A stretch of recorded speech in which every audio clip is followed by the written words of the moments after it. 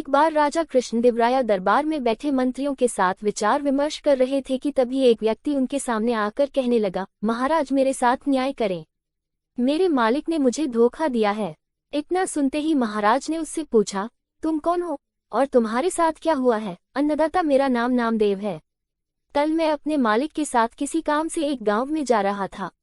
गर्मी की वजह से चलते चलते हम थक गए और पास में स्थित एक मंदिर की छाया में बैठ गए। तभी मेरी नज़र एक लाल रंग की थैली पर पड़ी जो कि मंदिर के एक कोने में पड़ी हुई थी। मालिक की आज्ञा लेकर मैंने वो थैली उठा ली। उसे खोलने पर पता चला कि उसके अंदर बेर के आकार के 2 हीरे चमक रहे थे।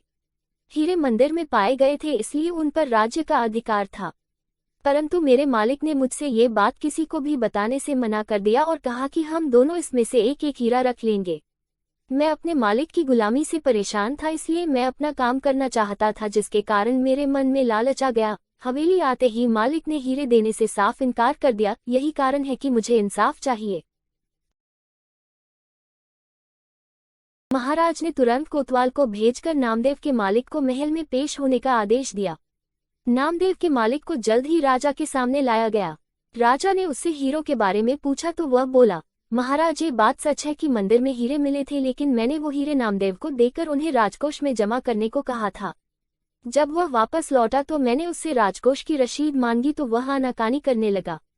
मैंने जब इसे धमकाया तो ये आपके पास आकर मनगढ़ंत कहानी सुनाने लगा। अच्छा, तो ये बात है? महाराज ने कुछ सोचते हुए कहा, क्या तुम्हारे पास इस बात का कोई सबूत है कि तुम सच बोल रहे हो? अन्नदाता, अगर आपको मेरी बात पर यकीन नहीं तो आप मेरे दूसरे 3 नौकरों से पूछ सकते हो। वो उस वक्त वहीं थे। उसके बाद 3 नौकरों को राजा के सामने लाया गया।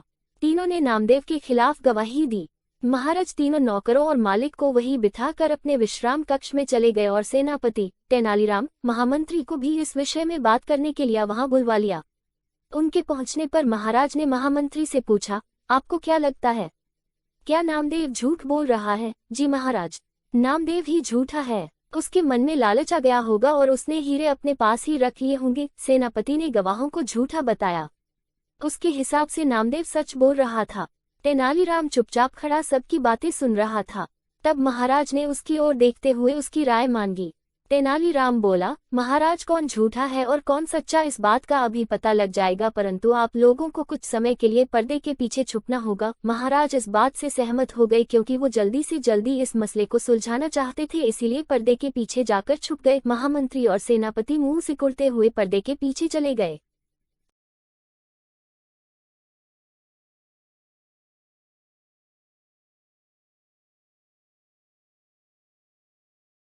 विश्राम कक्ष में केवल तेनालीराम ही दिखाई दे रहा था।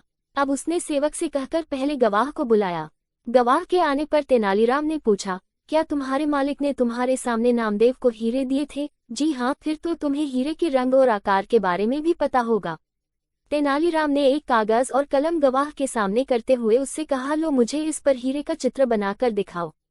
इतना सुनते ही उसकी सिट्टी पिट्टी गुल हो गई और बोला, मैंने हीरे नहीं देखे क्योंकि वो लाल रंग की थैली में थे। अच्छा, अब चुपचाप वहां जाकर खड़े हो जाओ। अब दूसरे गवाह को बुलाकर उससे भी यही प्रश्न पूछा गया। उसने हीरों के रंग के बारे में बताकर कागज पर 2 गोल गोल आकृतियां बनाकर अपनी बात साबित की।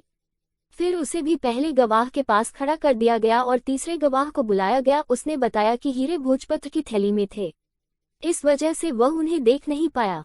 इतना सुनते ही महाराज पर्दे के पीछे से सामने आ गए। महाराज को देखते ही तीनों घबरा गए और समझ गए कि अब सच बोलने में ही उनकी भलाई है। तीनों महाराज के पैरों को पकड़कर माफी मांगने लगे और बोले, हमें झूठ बोलने के लिए हमारे मालिक ने धमकाया था और नौकरी से निकालने की धमकी दी थी, इसीलिए हमें झूठ बोलना पड़ा। महाराज ने तुरंत मालिक के घर की तलाशी के आदेश दे दिए। तलाशी लेने पर दोनों हीरे बरामद कर लिए गए। सजा के तौर पर मालिक को 10,000 स्वर्ण मुद्राएं नामदेव को देनी पड़ी और 20,000 स्वर्ण मुद्राएं जुर्माने के तौर पर भरनी पड़ी, जबकि बरामद हुए दोनों हीरे राजकोष में जमा कर लिए गए। इस प्रकार तेनालीराम की मदद से महाराज ने नामदेव के हक में फैसला सुनाया।